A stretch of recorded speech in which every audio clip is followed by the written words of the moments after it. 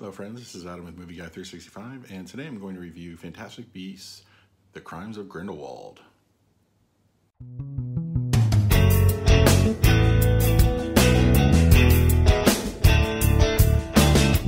you're new to the channel, please hit that like button, subscribe, hit that bell notification. I put out videos daily. Yes, Fantastic Beasts: The Crimes of Grindelwald, the second entry into the Fantastic Beasts franchise. And while I love Harry Potter and the Wizarding World, I was a little lukewarm to the Fantastic Beasts, the original movie.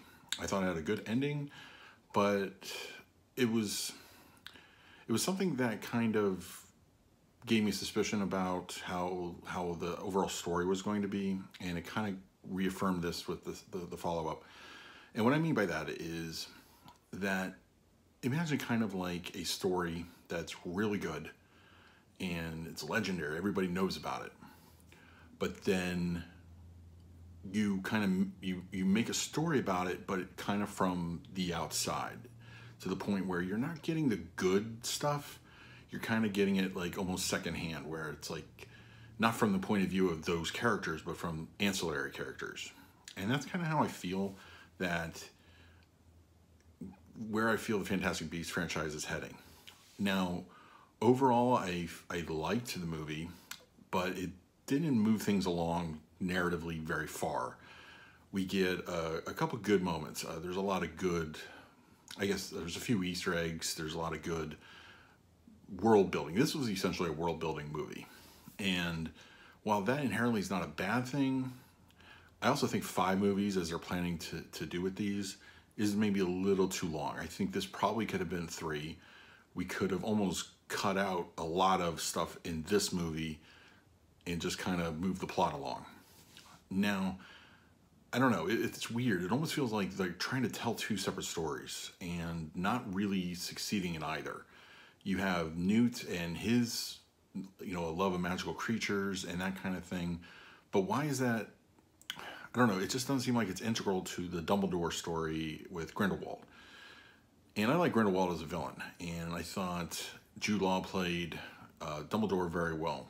But I don't think it's very, once again, as I went back and said, you're telling this cool story that we know from the lore of Harry Potter, but it's kind of being kept at arm's length. We're spending too much time on other stuff.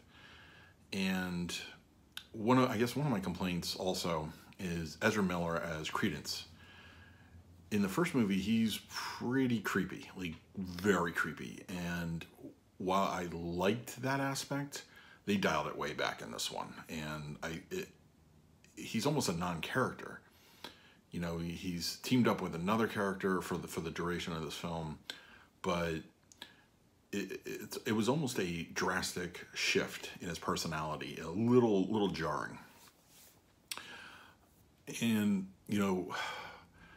we also have a couple things that are just didn't overall work.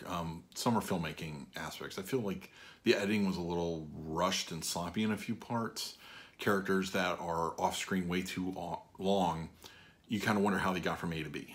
There are a sequence near the end, near the climax, where all of a sudden these characters are all converging on one spot, and you don't know how half of them managed to get there or why they went there. And I think that there was a little bit of missing storytelling in that aspect. Overall, it definitely served more as a, hey, look, we're doing the Wizarding World, but I think that the overall story kind of suffered for it. And I did enjoy it, but I felt it could have been more. And I know there's been some complaints that J.K. Rowling should kind of like create the world, but then let other more accomplished screenwriters or filmmakers kind of, form it into a 2.5 hour movie. And I'm kind of getting into that camp. I think there might be a little, somebody wants to, I'm not saying that she shouldn't have a certain degree of control, but I think maybe some of the more technical things, like a script-to-screen adaptation, should be implemented by somebody else. Overall, it was okay. It was fun. It looked very good. But once again, there's frustrating parts, and a lot of it is storytelling. A lot of it is just I guess the best way I can describe it is spinning your wheels. I think for a 2.5-hour movie, you shouldn't be doing that. And it seemed to do that, and I'm really hoping we get some good payoff. I'm not going to spoil specifics. There is something that is revealed at the end that I feel will almost more or less get retconned in the third one. It comes across as untrue. There's no real... I mean, it's like the big mystery, I suppose, of the movie, but then it's like, I could see this being almost rendered null and void going forward due to what we know already of the characters and the world that they inhabit in, of course, Harry Potter series. So yeah, I don't know. I guess I'm not entirely dissatisfied, but I'm not entirely happy. I'm kind of in a weird middle. And also, this may be something that if we have amazing parts 3, 4, and 5, it might make more sense. So it's kind of hard to really, really judge it, but I think certain things you can. And one of them is the more filmmaking snafus or just things that are lesser that I felt that could have been corrected with a tighter screenplay. So yeah, overall, I'm not sure I would recommend seeing this in the theater. I would maybe wait for it digitally, or catch it on disc. I will of course do a review eventually when it does reach 4K, and I think also 3D would be beneficial in this as well. So yeah, that's pretty much going to do it. Just a quick review of Fantastic Beasts: The Crimes of Grindelwald. So please leave your comment below, and as always, please like, subscribe, hit that bell notification. I put out videos daily. So until next time, this is Adam with Movie Guy 365. I will see you at the movies.